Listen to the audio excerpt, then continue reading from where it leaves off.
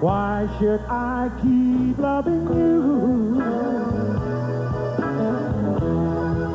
when I know that you're not true? Then why should I call your name when you're to blame for making me blue?